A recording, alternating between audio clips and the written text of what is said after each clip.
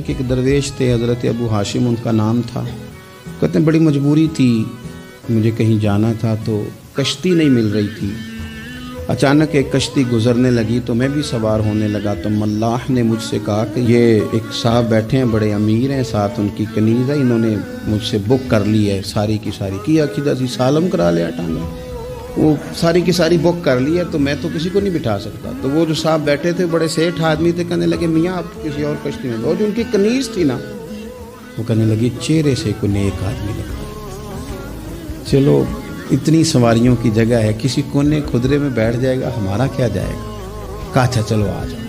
کہتے میں کونے میں بیٹھ گیا, تھوڑا رستہ آگے گیا, انہوں نے کھانے کا سامان نکالا, مجھے بھی کھلایا, لیکن کھاتے کھاتے میری نظر پڑی تو اس میں تو شراب کے برتن بھی تھے معاذ.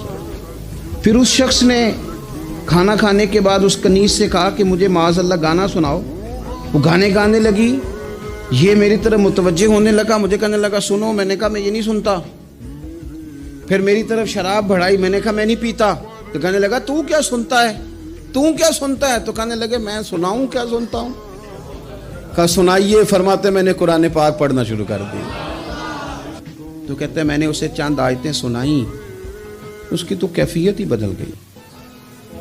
کہنے لگا مولانا زندگی بڑی گناہوں میں گزری ہے, اب توبہ کر لوں تو مالک معاف کر دے گا.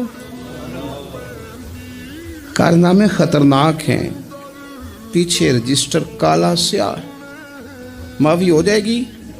دولت بڑی تھی تو پھر ہم نے بھی شراب کباب شباب میں اڑا دی ساری, معاف کر دے گا. تو کہتے ہیں میں نے کہا ہو بندے کے آنے کی دیر ہے, اس کی رحمت تو فوراً ہی قبول کر لیتی ہے.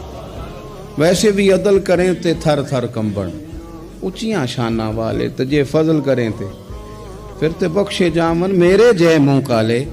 کہتے اس نے اس کنیز کو آزاد کیا, دولت اللہ کی راہ میں خیرات کی, 40 سال میرے ساتھ رہا. پھر میں نے اس کی زبان سے سوائے خیر کے جملہ نہیں سنا. ایک کی بات کرتا تھا, کہتا تھا شیخ کاش آپ مجھے تھوڑا پہلے مل جاتے, زندگی سے یہ گلہ ہے کہ تو ذرا دیر سے ملا ہے. پہلے مل جاتے نا تو شاید میری زندگی کچھ اور دن بن جاتے, تھوڑی دیر اللہ والے کی صحبت.